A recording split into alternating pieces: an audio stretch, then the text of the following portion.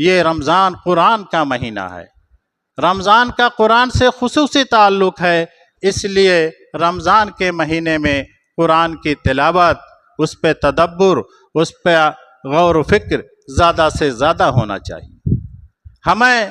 زیادہ سے زیادہ اس مہینے میں قرآن کی تلاوت کرنا چاہیے۔ جو لوگ عربی جانتے ہیں انہیں قرآن میں تدبر کرنا چاہیے، غور و فکر کرنا چاہیے، اور جو نہیں جانتے ہیں ان کو تراجم کے ذریعے اس کے معانی و مطالب کو سمجھنا چاہیے، کیونکہ یہ بہت بڑی محرومی ہے کہ دنیا کی ہر کتاب تو ہم سمجھ کر پڑھتے ہیں، لیکن جو کتاب ہمارے لیے ہدایت اور رہنمائی کا ذریعہ بنائی گئی، اور جس کتاب کو رب کائنات نے صرف ہماری ہدایت کے لیے اتارا، ہم اسی کو سمجھ کر نہیں پڑھتے ہیں۔ تو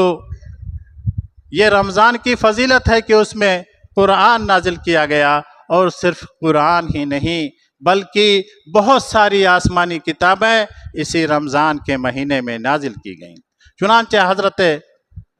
امام احمد بن حنبل رحمہ اللہ اپنی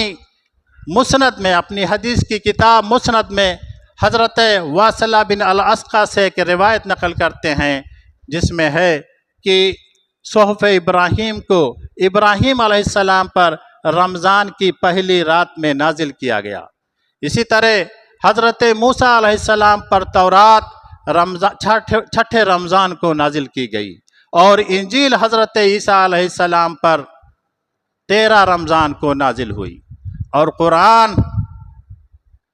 رمضان ہی کے مہینے میں لیلۃ القدر میں نازل۔ تو صرف قرآن ہی نہیں بلکہ بہت ساری آسمانی کتابیں اسی رمضان کے مہینے میں نازل ہوئی ہیں۔